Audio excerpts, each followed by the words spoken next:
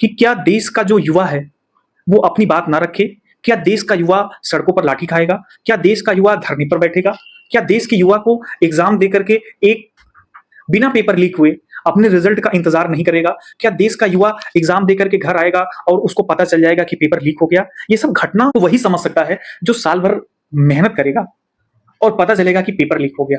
ये बहुत ही दुर्भाग्यपूर्ण घटना है। ऐसी घटनाएं नहीं होनी चाहिए। इस देश में पेपर को लीक कौन करा रहा है? क्या सरकार करा रही है? बिल्कुल नहीं। कोई सरकार कभी कोई पेपर लीक नहीं कराना चाहती। वो अपनी छवि क्यों धूमिल करेगी? पेपर लीक जो भी करा रहे हो उनके ऊपर कड़ी से कड़ी सजा होनी चाहिए और इसके लिए विकल्प सोचना पड़ेगा कि आखिरकार ऐसी कौन सी व्यवस्थाएं लाई जाएं कि जिससे पेपर लीक ना हो। ऐसे लेकर के लोग बिक जाते हैं। सरकार को दोष देना सही है या गलत है? आप इसके दोनों पक्षों को देख लीजिए। मैं ये बिल्कुल नहीं मानता कोई भी सरकार पेपर लीक कराएगी। कोई भी सरकार पेपर नहीं लीक करा सकती। आप सरकार के किसी भी सदस्य को ये गलत ठहरा नहीं सकते कि आपने पेपर लीक करा दिया। कोई भी पावर की वजह से आपकी मदद कर सकता है लेकिन पेपर नहीं लीक कराएगा क्योंकि इससे बेइज्जती होती है। पेपर लीक करने वाले अलग होते हैं। सरकार ये काम कर सकती है कि पेपर ना लीक हो। ये बहुत ही दुखद घटना है। इस तरीके की चीजें नहीं होनी चाहिए। बच्चे डिप्रेशन में चले जाते हैं, कोई आत्महत्या कर लेता है, कोई पूरा परिवार डिस्टर्ब हो जाता है। ये जो प्रोटेस्ट शांतिपूर्वक चल रही थी इसमें रीनीट हो गया, दोबारा एग्जाम होने के बाद रिजल्ट भी आ गया, सेलिब्रेशन भी चल रहा है। उसके बाद यहाँ जंतर मंतर पर प्रोटेस्ट चल रही है, लाठियां गिर रही हैं, बाकी नेता लोग जा रहे हैं। उनका क्या मकसद है मुझे नहीं पता। लेकिन मैं एक चीज कहना चाहूंगा, किसी का इस्तीफा मांग लेने से चीजें सही नहीं हो जाती। कोई रिजाइन कर देगा तो क्या उससे रास्ते बन जाएंगे? नहीं। ये समझने वाली बात है।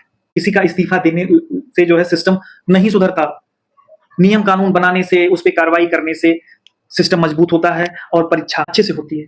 मैं किसी पार्टी का यहाँ सपोर्ट करने के लिए नहीं आया हूं। मैं लॉजिकल और तार्किक बात कर रहा हूं। अगर कोई गलत है तो उसे स्वीकार करना चाहिए। अगर वहां प्रोटेस्ट करने वाले जो भी लोग हैं, अगर वो रिजिग्नेशन मांग रहे हैं तो सरकार को बात करना चाहिए था बुला करके, बहुत पहले ही, जबकि अब तो बहुत लेट हो गया है।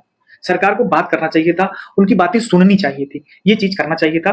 देखिए, जब आप मेन गवर्नमेंट में हैं तो आपके जो मंत्री हैं, जो नेता हैं, उनको गलत नहीं कहना चाहिए जो लोग वहां प्रोटेस्ट कर रहे हैं, क्योंकि लोकतंत्र में सबका बोलने का अधिकार है, अपनी आवाज अच्छी तरह से उठाने का अधिकार है। अच्छे से बात करना चाहिए था। लेकिन जो 20 तारीख को जो लाठीचार्ज हुआ, ये बहुत ही गलत हुआ।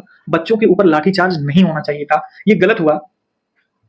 लेकिन संसद नहीं घेरना चाहिए। देखिए, ये बहुत ही सेंसिटिव जोन होता है। इससे देश की छवि धूमिल होती है।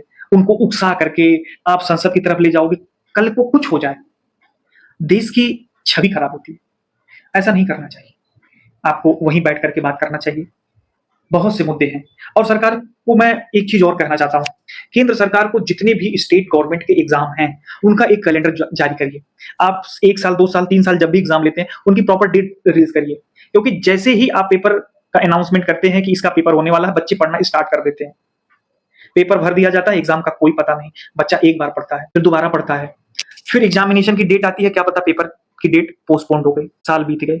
ऐसे एक एग्जाम को कराने पे 3 से 4 साल लग जा रहे हैं। 3 से 4 साल, 5 साल बहुत होते हैं। आपको टाइम से एग्जाम कराना है, सब चीजें टाइम से करना है। बच्चों का भविष्य खराब होता है। आप पहले से बता दीजिए, जिसको तैयारी करना है करेगा, जिसको कुछ और करना है करेगा। बच्चा फंस जाता है। मान लीजिए 3 साल बाद, 4 साल बाद एग्जाम करा रहे हैं, बच्चे का नहीं हुआ, वो क्या करेगा? उसका तो साल बर्बाद हो गया। ये बहुत गलत है। ये चीजें नहीं होनी चाहिए। मुझे बहुत दुख होता है, बच्चे लाइब्रेरी में पढ़ रहे हैं, मेहनत कर रहे हैं कि पेपर होगा, पेपर होगा। टीचिंग का एग्जाम है, यूपी की बात करूं, टीचिंग का एग्जाम है, समय से एग्जाम नहीं होता, बच्चे परेशान है। बीएड बीटीसी करके बच्चे परेशान है, कोई एग्जाम नहीं। किसी बच्चे के पास इतना समय है कि 5-5 साल तक वो वैकेंसी का वेट करे। ये गलत है, ये बिल्कुल गलत है, ये अन्याय है। किसी का 5 साल चला जाता है। सरकार को इसके बारे में सोचना चाहिए।